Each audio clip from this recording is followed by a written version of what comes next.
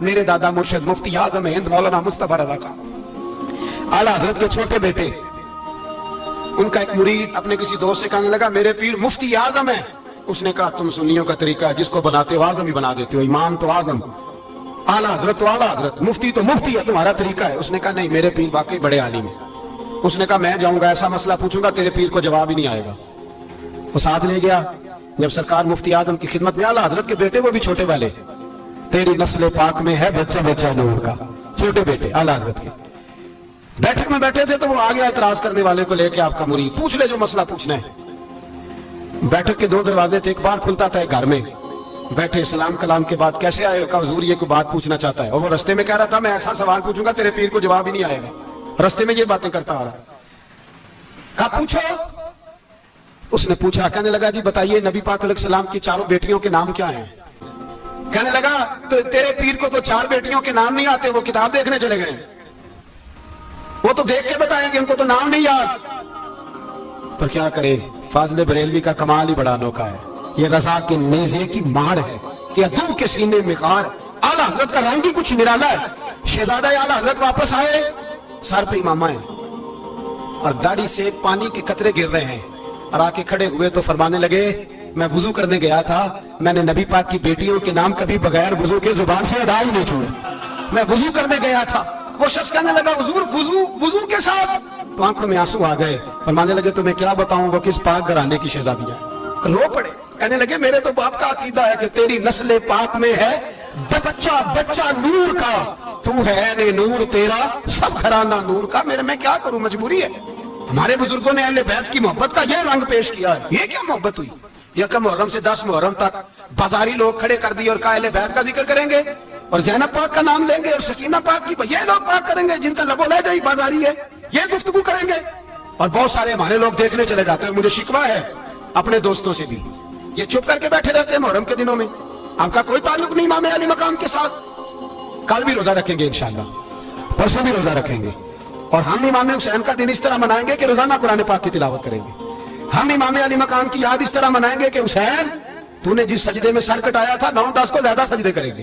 اور تو نے جو قرآن پاک نیزے کی نوک پہ بھی جاری رکھا، ہم بھی 9-10 محرم سارا قرآن پڑھ کے گزار دیں گے. اور امام علی مقام کی فکر کو سمجھے، سوچ کو سمجھے. میں مضمون سارا بیان کرنا چاہ رہا تھا پر اب مجھے لوٹنا پڑے گا. اہل بیت کا پیار ایمان کا حصہ ہے. ایمان کا اگر اہل بیت سے محبت نہ ہوئی، صحابہ کا پیار نہ ہوا تو ایمان قابل قبول نہیں. 9-10 محرم کی ساری رات امام حسین کیا کرتے رہے؟ بولے یہاں لوگ دیگے کھاتے رہتے ہیں، 9-10 کی رات چرگے کھاتے رہتے ہیں، ساری رات چھوٹا گوشت کھا کے گزار دیتے. امام حسین رضی اللہ تعالیٰ عنہ، بھائی اللہ تو مانا ہوا تھا، حسین پہ سب سے زیادہ راضی تھا میرا رب، لیکن امام علی مقام نے 9-10 کی ساری رات کا اللہ مجھ سے راضی ہو جا، اللہ مجھ سے راضی ہو جا، اللہ مجھ پہ رضا نازل کر. ساری رات کربلا کی ریت پہ آنسو بہا بہا کے ساری رات سجدے میں گزار دی. تو تماشا کر کے سو جاتا ہے اور کہتا ہے میں بڑا حسینی ہوں. امام علی مقام بہت بڑے تھے، عبادت گزار تھے، ریاضت بڑی کرتے تھے. امام حسین کے گھر کا کعبہ تھا، اپنا تھا. اور سخاوت کا یہ حال تھا، سخاوت کا، کہ امام زین العابدین فرماتے ہیں 1,00,000 دینار سویرے آیا.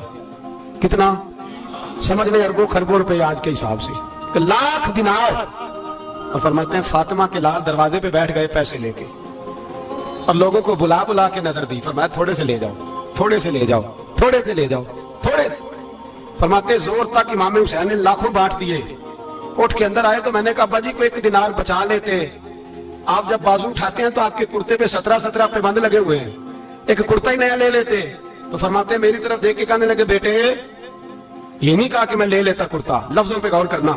فرمانے لگے بیٹے اگر تو پہلے بتاتا تو پھر میں سوچتا، پہلے بتاتا تو پھر بھی میں یہ نہیں کہا رکھ لیتا، پھر بھی میں سوچتا رکھنا ہے کہ نہیں.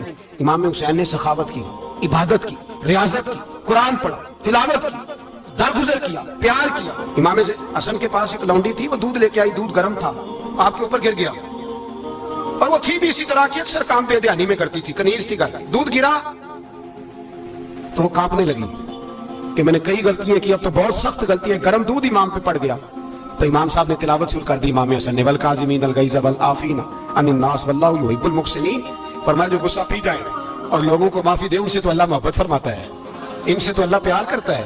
امام صاحب نے اس لونڈی کو فرمایا جا تو اللہ کی رضا کے لیے آزاد ہے، थी, लोग कहते हैं 3 दिन इमाम हुसैन प्यासे रहे, भूखे रहे। तो मैंने कहा ट्रेनिंग थी उनकी अम्मा की, वो जो है मेरी बात पर।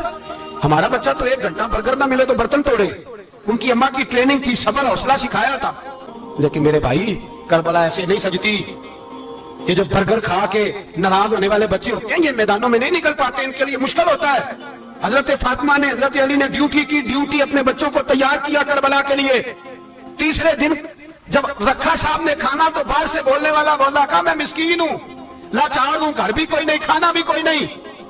इमाम हुसैन फिर उठे, तीसरे दिन का भी खाना दे दिया। हजरत अली फरमाते मैं बच्चे पकड़ के मस्जिद लेके गया, कहीं भूख से मेरे लाल गिर ना जाएं। कहते हामते कामते तीनों शहजादे मस्जिद में दाखिल जो हुए तो बस हमारी कीमत पड़ गई, मुल पड़ गया हमारा। कहते मस्जिद में कदम रखा तो ऐसे लगा जैसे नबी पाक हमारा इंतजार कर रहे हैं। फरमाते तीसरे दिन की मगरिब पढ़ने गए तो हुजूर ने तीनों बाप बेटों को चेहरे देखे।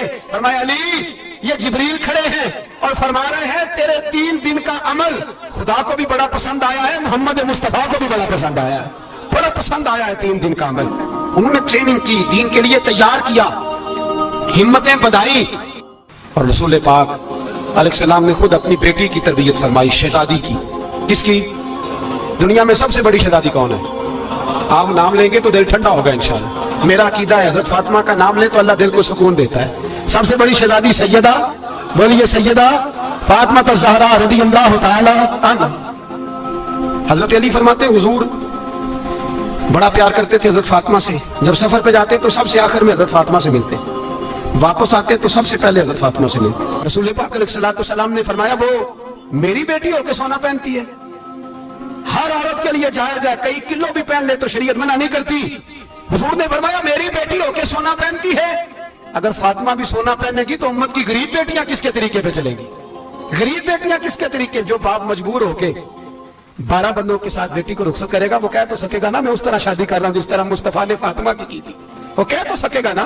लेकिन अगर ये भी सोने पहनेगी तो फिर नक्शे कदम कैसे मुतय्यन होंगे? हजरत शेर खुदा वापस आए, कहा फातिमा ये तेरी चेन रसूल पाक को पसंद नहीं आई। ये भाई ये हकीकतें समझो। जब बच्चों के माहौल के अंदर ये रंग, कैसे बेटियां ससुराल में जाके गुजारा करेंगी जब तू जान ही नहीं छोड़ रहा? मेरे रसूल पाक अलैहिस्सलाम ने तैयारी कराई, ट्रेनिंग दी और तरबियत की अपनी अहले बैत की। इसलिए 3 दिन पानी भी बंद रहा तो उन्हें कोई परेशानी। यजीद ने कहा सोना ले लो, हीरे ले लो, जवाहरात ले लो, लेकिन उनकी दिलचस्पी नहीं थी तो उनके करीब कोई शय आ सकी। जो बदर की जंग थी ना वो कुफर इस्लाम की जंग थी। ओहद की जंग बोल के बताए, खैबर की, खंदक, करबला नहीं, हक्को बातल की। कौन सी बोले? नहीं, एक दफा सारे बोले आपको सवाब होगा, क्योंकि इमाम हुसैन को आप हक पे कहेंगे तो अल्लाह आपको अजर देगा। कौन सी जंग थी? हमारे हुक्मरान पता क्या कहते हैं? कहते हैं मौलवी हर वक्त हमारे पीछे पड़े रहते हैं, हम नहीं मुसलमान, हम नहीं नमाज पढ़ते, तुम्हें तो सूरत इखलास नहीं आती। यजीद तो जुमा पढ़ाया करता था, तो जुमे को खुतबा देता था। और अजीब लफ्ज लिखे हैं बाज तारीख लिखने वालों ने कि जुमे का दिन था तो इमाम हुसैन 10 मुहर्रम ना जुमे वाले दिन थी, तो इमाम हुसैन करबला में बाहर निकले तो आपने फरमाया इमाम में उज्जत कर दूं, कोई ये ना समझे कि मुझे तो पता ही नहीं चला, गलती से तीर लग गया इमाम हुसैन को। आपने फरमाया मुझे बताओ तो सही मुझे क्यों शहीद कर रहे हो? कोई ना बता सका। तो इमाम हुसैन ने फरमाया मुझे क्या जरूरत थी मदीना छोड़ के मस्जिद नबी छोड़ के आता, मैं तो इसलिए आया हूं कि जिसको तुमने हुक्मरान बनाया वो शराबी है। कौन है वो? रंडियों का नाच देखता है, मुजरे देखता है, मुजरे। वो अल्लाह के हलाल को हराम और हराम को हलाल कहता है, लिहाजा मुसलमानों का हुक्मरान बनने के काबिल है। इमाम हुसैन ने सबक दिया है, सबक कि जानी शराबी को हुक्मरान बनाया जा सकता, पर मैं क्या करूं? कलेजा फटता है, रूह कांपती है, दिल तड़पता है। मुझे ऐसा लगता है कि जब मेरी मिल्लत का जवान अपने मोबाइल पे मुजरा देखता है ना, गंदा मुजरा, तो मुझे लगता है 6 महीने का हजरत अली असगर का मजार कांपने लगता है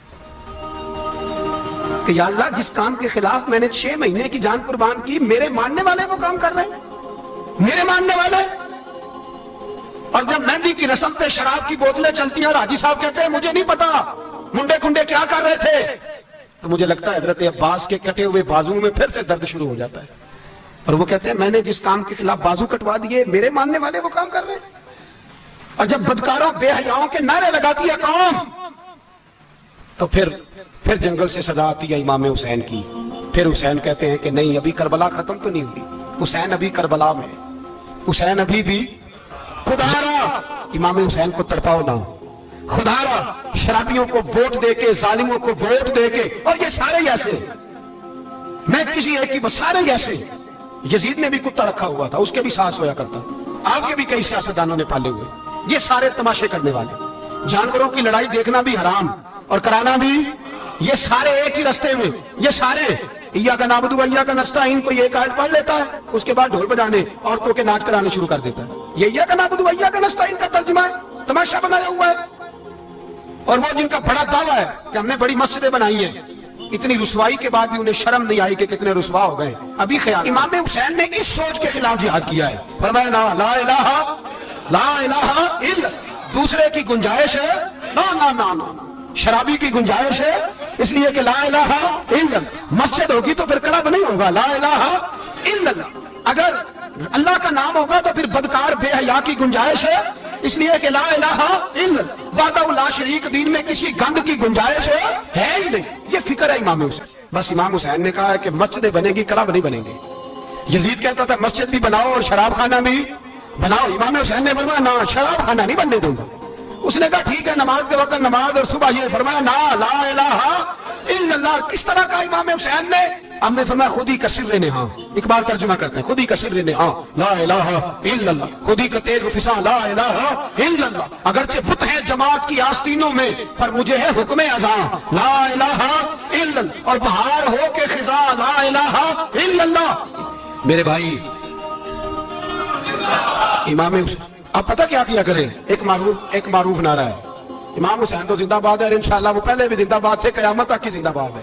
حسین ہی تو زندہ باد ہے. آپ کو سچی بات بتاؤں, حسین ہی تو, اور قیامت میں جب کسی نے اٹھنا ہوگا نا, اٹھنا, آپ یقین کریں جب کمر جھکنے لگتی ہے, امام حسین کا نام سامنے آ جائے تو سیدھی کھڑی ہو جاتی ہے. حسین تو علامت ہے کھڑے ہونے کی. اور دنیا میں قتیل اس سا منافق نہیں کوئی جو ظلم تو سہتا ہے بغاوت نہیں کرتا. یہ امام حسین نے ہمیں بتلایا ہے کہ وہ منافق بے ایمان ہے جو ظلم سہے اور چپ کرے, یزیدی کے خلاف کھڑا نہ ہو. اس لیے ہم کہتے ہیں ہم سے نہ رقم ہوں گے قصیدے یزید کے, ہم لوگ تو حسین کے سیرت نکالیں. یہ کیسے زندہ باد, یہ نعرہ ضروری, مرد آباد,